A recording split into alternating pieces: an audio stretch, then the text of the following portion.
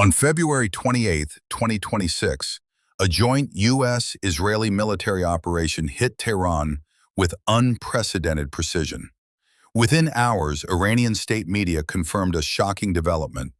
Iran's supreme leader, Ayatollah Ali Khamenei, the man who held ultimate authority over the Islamic Republic for nearly 4 decades, had been killed.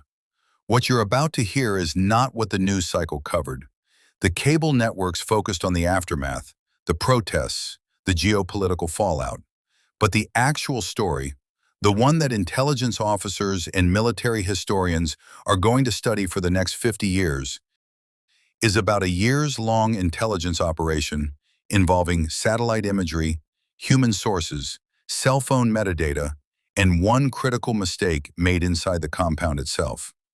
In the early hours of February 28th, coordinated strikes hit multiple targets across Tehran and other provinces. The Supreme Leader's compound was among the hardest hit. Iranian state TV described the scene as devastation at his office. An official mourning was declared immediately afterward. Here's exactly how the most consequential targeted strike since Soleimani actually unfolded. Most Americans saw the breaking news alert and assumed this was a snap decision. A moment of opportunity, maybe even luck. The United States and Israel had been attempting to build what intelligence professionals call a pattern of life analysis on Khamenei since at least the mid-2000s. A pattern of life is exactly what it sounds like.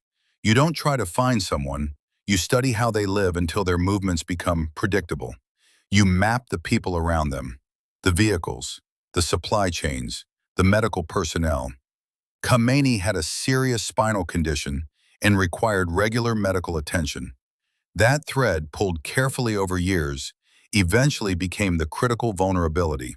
Most people think targeted strikes happen because a spy sees something and makes a phone call. The reality in the 21st century is that the human source is almost the last piece, not the first. The first layer was satellite. The United States operates a constellation of reconnaissance satellites with resolution capabilities that are, officially, classified.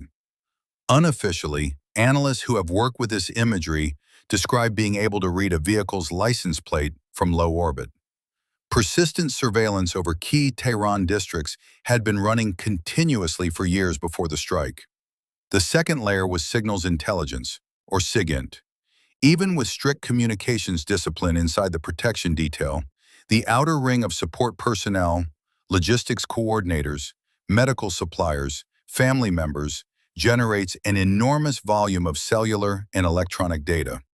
The NSA's collection capabilities in the region, bolstered by Israeli Unit 8200, which is their equivalent signals intelligence branch, created a continuously updated map of who was communicating with whom and from where.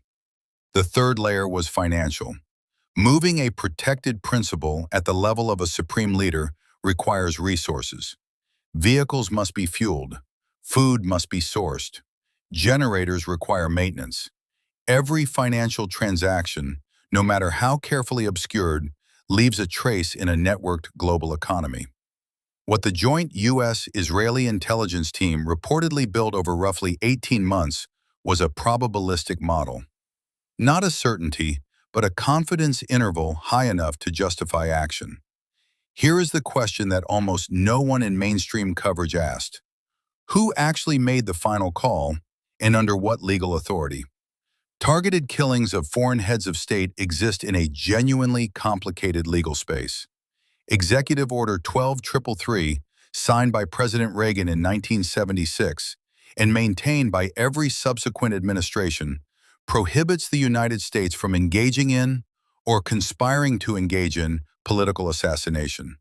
The legal framework used to authorize strikes like the 2020 Soleimani operation, and reportedly this one, relies on a finding that the target represents an imminent threat to U.S. forces or interests.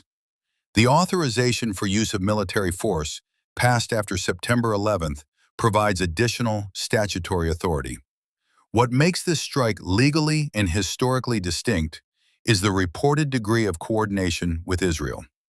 A joint operation of this magnitude against a sitting head of state rather than a military commander, required authorization at the presidential level and involved the National Security Council, the intelligence community's legal counsel, and reportedly consultation with key congressional leaders under the Gang of Eight framework, which covers the most sensitive intelligence operations.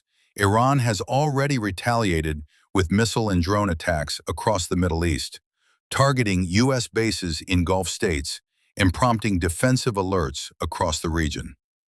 This is not the end. The death of a supreme leader, confirmed by state media and global reporting, redefines the strategic balance in the Middle East.